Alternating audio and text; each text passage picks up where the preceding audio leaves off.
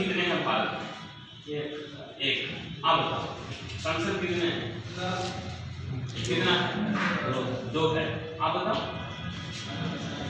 पहला क्लास में ना आप बोलो संसद कितने हैं? एक है। बैठिए। आप बताओ संसद कितने हैं? क्लास में डरना नहीं है, ठीक है? गलत समझ जो आता है सब बोल देना है, क्योंकि जब तक गलत कीजिएगा नहीं तब तक सुधारिएगा नहीं। एक है, सबको पता है कितना है? दो है। अच्छा चलिए बैठिए। संसद एक है। संसद कितना है? एक है। पार्लियामेंट संसद कहाँ है? दिल्ली में। अब यहाँ से क्वेश्चन कितने आते हैं जरा देखिए।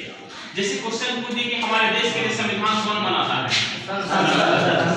संविधान में संशोधन कौन करेगा?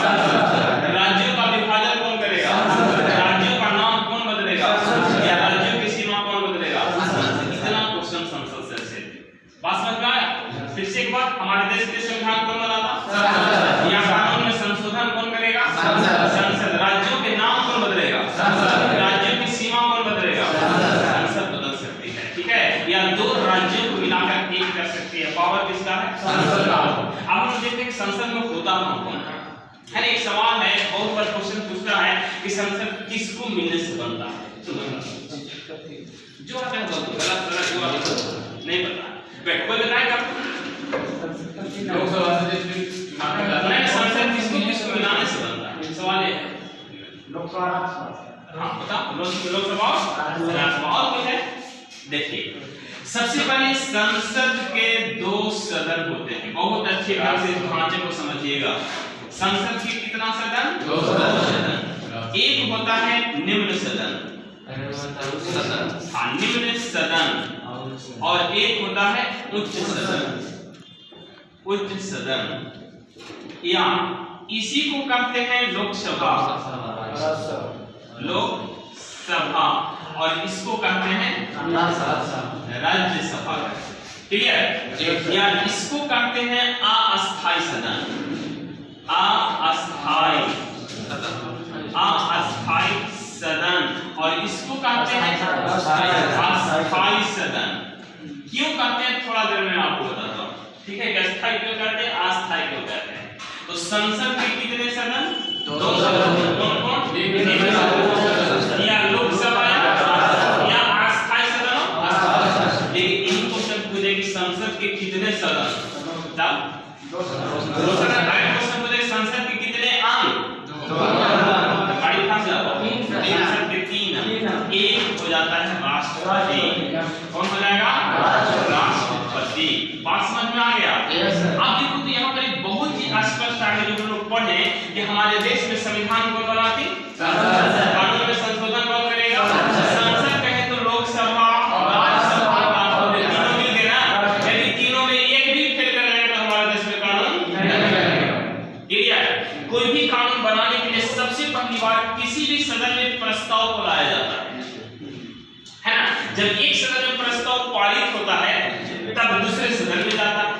दूसरे सदन में यदि पारित कर देता है फिर भी कानून नहीं बनता, तब कहां जाएगा? राष्ट्रपति यदि सहमति प्रदान कर देता है तब वह कानून बन जाता है। क्लियर? यानी कि हमारे देश में कानून बनाने के लिए लोकसभा, राज्यसभा और राष्ट्रपति तीनों की सहमति होना जरूरी है। इसीलिए कहते हैं कि संसद के कितना सदन? दो सदन। संसद का कितना सदन? दो सदन। लेकिन संसद का कितना अंग? तीन। बताओ, कंफ्यूज नहीं करना है। संसद का कितना सदन? दो सदन। कौन कौन? संसद के कितना अंग? तीन। क्लियर? अब इस बात देखो कि लोकसभा में होता कौन है, राज्यसभा में होता कौन है, और राष्ट्रपति कौन बनेगा? बोलो है ना? तो लोकसभा में अधिक से अधिक 552 सदस्य हो सकते हैं। अधिक से अधिक 552 हो सकते हैं, लेकिन अभी 545 सदस्य हैं। कितना सदस्य है? 545। इस 545 सदस्यों में 543 सदस्यों का चुनाव होता है। चुनाव होता है कितना का? 500। और इसका चुनाव कौन करती है? जनता। कहाँ की जनता? के वो बच गया? दो।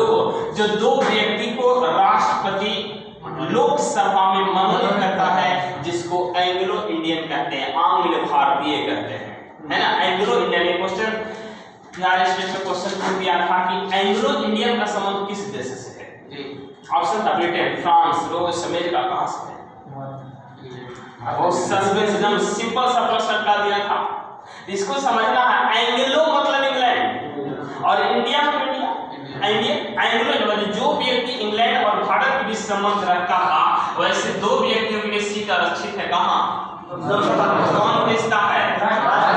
लेकिन ध्यान देना है, लेटेस्ट 104वां संविधान संशोधन अधिनियम 2020 के तहत बहुत इंपॉर्टेंट क्वेश्चन बन रहा है कि एंग्लो इंडियन का पद समाप्त कर दिया गया।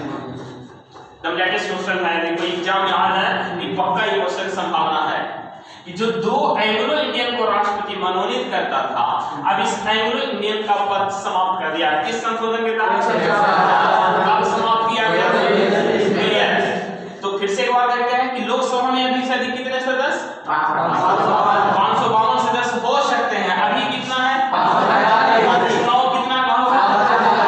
43 का चुनाव होता है। इसका चुनाव कौन करता है? जनता। कहां की जनता?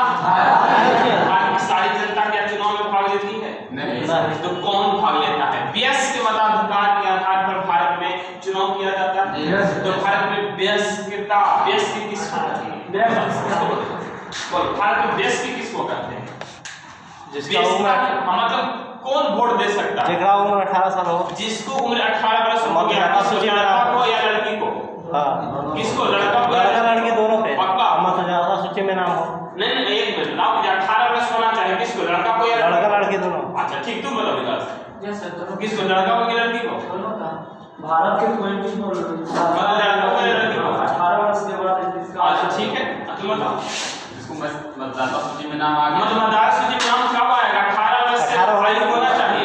18 वर्ष किसको होना चाहिए? लड़का को या लड़की को? दोनों को। पक्का? हाँ चलो ठीक है, बहुत अच्छा, दोनों को होना चाहिए। कोई बता देता है कि ना सबसे लड़का के 21 वर्ष और लड़की का 18 ये विवाह की आयु है कि नहीं? जबकि मतदान की आयु कितना है? 18 वर्ष है। पहले जो मतदान की आयु था 21 वर्ष था। कितना वर्ष था? यहाँ से इंपॉर्टेंट क्वेश्चन बनता है कि किस संविधान संशोधन के तहत मतदान की आयु 21 से 18 कर दिया गया था? याद रखना है 61वां संविधान संशोधन अधिनियम 1989 के तहत जो 21 वर्ष की आयु था, अब कितना कर दिया गया? 18 वर्ष कर दिया गया। याद रखेगा ना कि किस संशोधन के तहत मतदान की आयु 21 से 18 कर दिया गया? 61वां संविधान संशोधन। 61वां संविधान संशोधन कब हुआ? 1989। क्लियर? तो आज मतदान की आयु कितना है? 18 वर्ष। मतदान की आयु कितना है? 18। जिसको 18 वर्ष हो गया है उसको व्यस्क कहते हैं। भारत में वयस्कता की आयु 18 वर्ष है, तो लोकसभा के सदस्यों के चुनाव में भाग ले सकता है। यानी लोकसभा के सदस्यों का चुनाव कौन करती है? जनता। लेकिन राज्यसभा के सदस्यों का चुनाव जनता नहीं करती है। अब कौन करता है थोड़ी देर में बताता, सब पैसेज करके रखना, ठीक है? चलो आगे देखते हैं। अरे चीज, लोकसभा में जाने के लिए कम से कम आयु कितना? 25। कम से कम आयु कितना? 25। अब ये सवाल में पूछ दे, अक्सर क्वेश्चन पूछ दिया कि प्रधानमंत्री बनने के लिए कम से कम आयु 25। तो मुख्यमंत्री बनने के लिए कितना चाहिए? 30।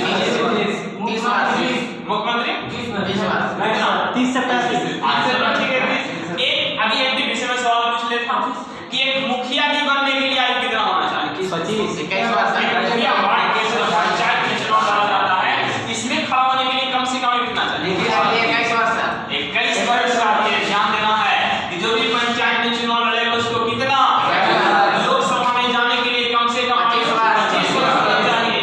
राज्यसभा में जाने के लिए 20 वर्ष होना चाहिए। प्रधानमंत्री बनने के लिए 22 वर्ष होना चाहिए। क्लियर? मुखिया जी बनने के लिए 60 वर्ष बनने के लिए सब पंचायत में आने के लिए 21 वर्ष होना चाहिए। कोई डाउट नहीं? फिर से देखते हैं, लोकसभा में जाने के लिए कम से कम आयु। लोकसभा के सदस्य प्रधानमंत्री बन सकता है, इसका मतलब प्रधानमंत्री बनने के लिए भी न्यूनतम आयु कितना? 25। और जब लोकसभा में चला जाएगा तो कितना साल रहेगा? 5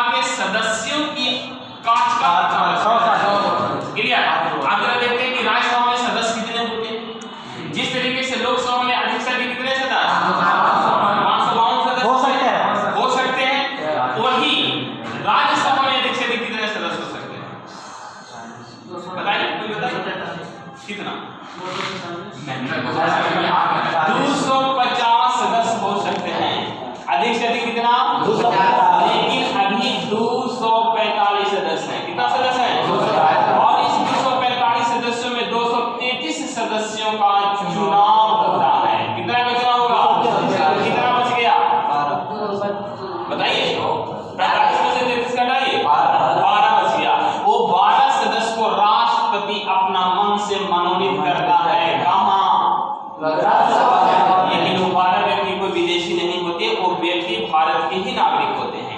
जो कला, विज्ञान, साहित्य और समाज सेवा के क्षेत्र में विशेष अनुभव रखता है, वैसे ही 12 व्यक्तियों को राष्ट्रपति राज्यसभा में मनोनीत करता है। क्लियर? जो भारत का नागरिक है, लेकिन जो व्यक्ति कला, विज्ञान, साहित्य और समाज सेवा के क्षेत्र में विशेष अनुभव रखता है, वैसे ही 12 व्यक्ति को राष्ट्रपति राज्यसभा में मनोनीत करता है। जैसे देखिए सचिन तेंदुलकर कला के क्षेत्र से आए, राज्यसभा के सदस्य बने, हेमा मालिनी, जया प्रदा, काजोल, जितने बहुत सारे हीरोइन आपको देखने को मिलेगा, ठीक है, हीरो मिलेगा, या कोई भी जो इन क्षेत्रों से आते हैं उन